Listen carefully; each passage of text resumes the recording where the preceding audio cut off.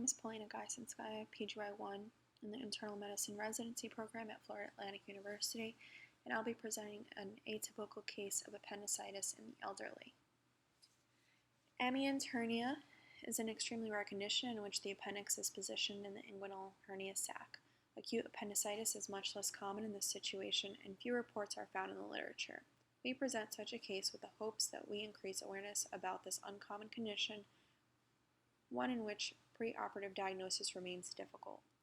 A 97-year-old male with advanced dementia, BPH, urinary stones, and a 10-year history of bilateral, non-reducible inguinal hernias extending down into his scrotum, who presented to the ED with right-sided abdominal pain. In the ED, the patient was noted to be stable. Physical exam was notable for soft, non-distended abdomen with significant tenderness to palpation along the right lower quadrant, and 2 large bilateral inguinal hernias. Labs were without any notable leukocytosis or lactic acidosis. CT abdomen and pelvis findings are noted in Figure 1 here, which reveals large-sided hernia with sigmoid colon in the hernia without otherwise any evidence of stranding, inflammation, or obstruction, and the right side was also noted to have a large hernia with what appeared to be the cecum and appendix in the hernia sac with stranding and some pericolonic fluid collection. General surgery was consulted at this time with concerns for incarcerated right-sided inguinal hernia.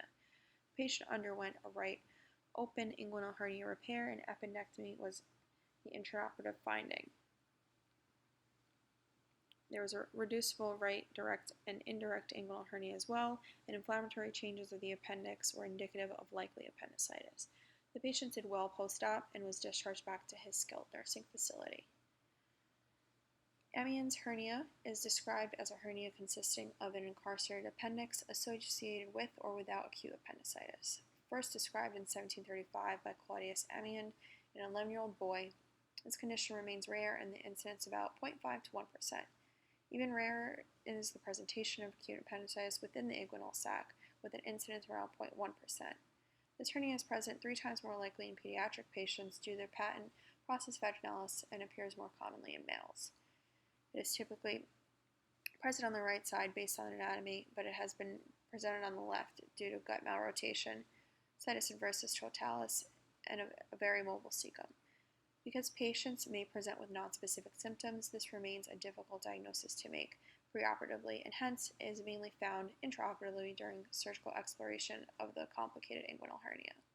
With the increased use of CT scans, this diagnosis is more frequently made preoperatively, allowing for both safer preoperative planning and intraoperative decision-making.